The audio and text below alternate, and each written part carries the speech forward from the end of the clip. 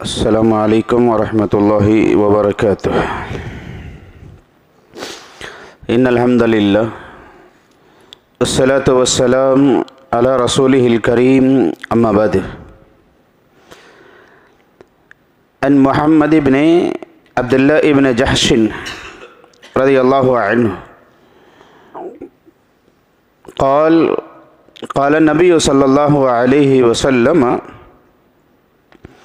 والذی نفسی بیدہ لو ان رجلا قتل فی سبیل اللہ ثم احیی ثم قتل ثم احیی ثم قتل ثم احیی وعلیہ دین ما دخل الجنہ حتی یقضى عنہ دینہ۔ صحیح النسائی۔ محمد ابن عبداللہ ابن جحش رضی اللہ عنہ کہتے ہیں کہ اللہ کے نبی صلی اللہ علیہ وسلم نے فرمایا، قسم ہے اس رب ذوالجلال کی جس کے ہاتھ میں میری جان ہو، اگر انسان میدان جہاد میں اللہ کی رضا کے لیے اعلاء کلمت اللہ کے لیے نکلے، پھر وہ شہید کر دیا جائے، پھر وہ زندہ کیا جائے، پھر شہید کر دیا جائے، پھر زندہ کیا جائے، پھر شہید کیا جائے، 3 مرتبہ اللہ کے نبی صلی اللہ علیہ وسلم نے اس طرح سے کہا، پھر کہا کہ تب بھی وہ آدمی جنت میں داخل نہیں ہوگا الا یہ کہ اس کی جانب سے اس کے قرض کو ادا کر دیا جائے۔ معزز سامعین و سامعات، آج کل معاشرے میں جس گناہ کو ہلکا سمجھا جاتا ہے، جس گناہ کو چھوٹا معمولی ادنا سمجھا جاتا ہے، وہ گناہ قرض کا لینا پھر اسے ادا نہ کرنا۔ کسی انسان کا بھی قرض اگر ہمارے اوپر تھوڑا سا بھی رقم ہے، تھوڑی سی بھی رقم اگر ہے، تھوڑا سا بھی قرض اگر باقی ہے تو اس کی ادائیگی ہمارے لیے بہت ضروری ہے، قرض فرض کی طرح سے۔ اگر ادا نہ ہوگا اللہ تبارک و تعالیٰ کے ہاں اس کی گرفت ہوگی۔ بہت سارے لوگ ہیں کہ قرض کو لے کر کے پھر اسے ادا نہ کرنے کو اپنی چالاکی اور اپنی ہوشیاری سمجھتے ہیں۔ یاد رکھیں کہ آپ صلی اللہ علیہ وسلم نے فرمایا، اگر کوئی انسان اللہ کے راہ میں جہاد کرے، یعنی 3 مرتبہ فرمایا، اگر کوئی اللہ کے راہ میں جہاد کے لیے جائے، اللہ کی رضامندی کے لیے، اس کی دین کی اشاعت کے لیے، پھر وہ آدمی شہید کر دیا جائے، پھر زندہ کیا جائے، پھر شہید کر دیا جائے، 3 مرتبہ آپ صلی اللہ علیہ وسلم نے فرمایا، اس کے باوجود یہ آدمی جنت میں داخل نہیں ہو سکتا ہے۔ تو اس سے معلوم ہوا کہ قرض کا لے کر کے واپس ادا نہ کرنا، یا لیتے وقت میں ہی اس ارادے سے لے لینا کہ اس کو ڈبانا ہے، اس کو ادا نہیں کرنا ہے، اسے نقصان پہنچانا ہے، تو ایسا آدمی جنت میں کبھی بھی داخل نہیں ہو سکتا ہے۔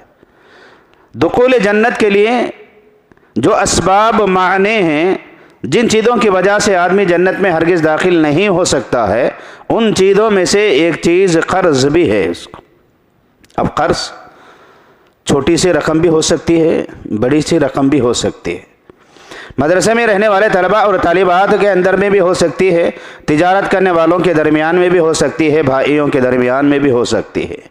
اگر کوئی کسی سے، ایک طالبہ کسی دوسرے طالبہ سے بطور قرض 10 روپے بھی اگر وہ لے لیتے ہیں، چھوٹی سے چھوٹی رقم بھی اگر لے لیتے ہیں، پھر اسے ادا نہیں کرتے ہیں، ٹال مٹول کرتے ہیں، کسی ضرورت کے وقت میں لینے کے بعد پھر اسے ادا نہ کرنے کی نیت رکھتے ہیں یا ادا نہیں کرتے ہیں، یاد رکھو کہ یہ بھی قرض ہے، اللہ تعالیٰ کے ہاں اس کے بارے میں بھی گرفت ہوگی، اللہ تبارک و تعالیٰ اس کی وجہ سے بھی اسے جنت سے محروم کر دے گا اس کو۔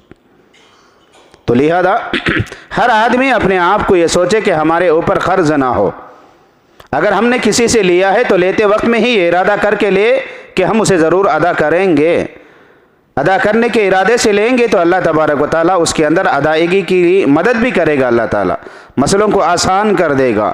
بعض لوگ ایسے ہوتے ہیں کہ لیتے وقت میں ہی ارادہ کر کے لیتے ہیں یہ آدمی معصوم ہے، یہ آدمی اجنبی ہے، یہ آدمی کمزور ہے، اسے ڈبا سکتے ہیں، اسے نقصان پہنچا سکتے ہیں۔ یاد رکھو किसी आदमी के ऊपर अगर क़र्ज़ रहा, वो अदा किए बग़ैर मर गया, तो फिर उसका जन्नत में दाखिल होना नामुमकिन है।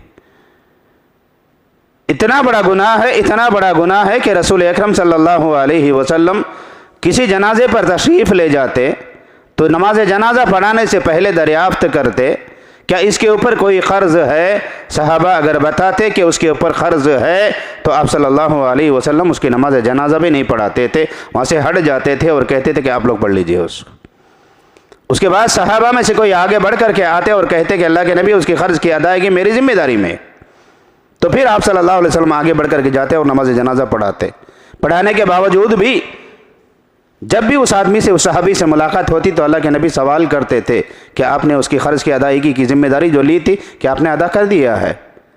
तो लिहाजा ये बहुत बड़ा गुनाह है, इंसान को अल्लाह के रहमत से दूर कर देता है, जन्नत से दूर कर देता है, जहन्नम से करीब कर देता है। ये बहुत बड़ा गुनाह है। इस गुनाह से अपने आप को बचाने की फ़िक्र करे, चाहे रकम छोटी हो या बड़ी हो, क़र्ज़ क़र्ज़ ही है। अल्लाह से दुआ है अल्लाह ताला मुझे और आपको इस गुनाह से बचने की तौफीक अता फरमाए। जिसका भी माल लिए हैं उसे अल्लाह ताला सबको अदा करने की तौफीक दे, उसके लिए अल्लाह रब्बुल आलमीन आसानियाँ पैदा फरमाए। आमीन। अक़ूलु क़ौली हाज़ा अस्तग़फ़िरुल्लाह ली व लकुम व लिसाइरिल मुस्लिमीन अजमईन। सुब्हानक अल्लाहुम्मा व बिहम्दिक अशहदु अन ला इलाहा इल्ला अंता अस्तग़फ़िरुका व अतूबु इलैक।